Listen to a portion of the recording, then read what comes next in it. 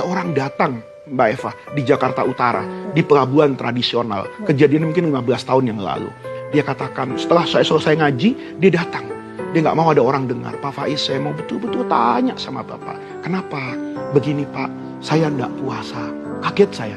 Ada orang ngaku langsung nggak puasa itu habis pengajian duhur.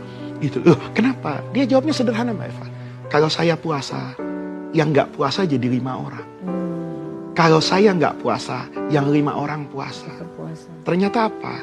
Dia hanya kuli panggul di pelabuhan tradisional yang mengangkat beban semen Mbak Eva ke kapal kayu hanya menggunakan kayu saja, bukan tangga. Saya bisa merasakan betapa beban yang berat luar biasa. Bekerja dari pagi sampai sore. Katakan dia nggak sanggup untuk itu. Tapi kalau dia bekerja, dia bisa bawa uang. Dia larang anak-anaknya, nak jangan ngojek payung. Pada masa itu ya, jangan jualan koran. Nanti kamu jualan koran kepanasan, nggak puasa. Sudah, bapak yang tanggung. Bapak kuat. Kuat dia berbohong. Menyelamatkan 5 orang yang berpuasa termasuk istrinya. Dia tidak berpuasa. Fikih itu para pemirsa tidak sesederhana yang kita bayangkan. Menjadi mufti, menjadi guru agama, menjadi kiai, itu tidak soal hitam putih dalam agama.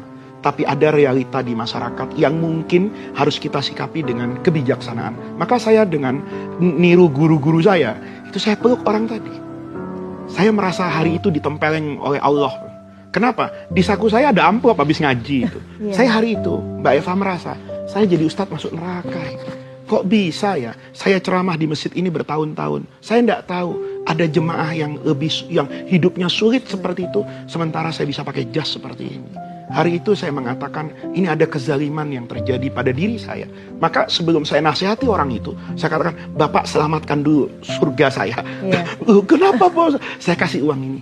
Bapak pulang, ini uang cukup berapa hari, Bapak jangan kerja.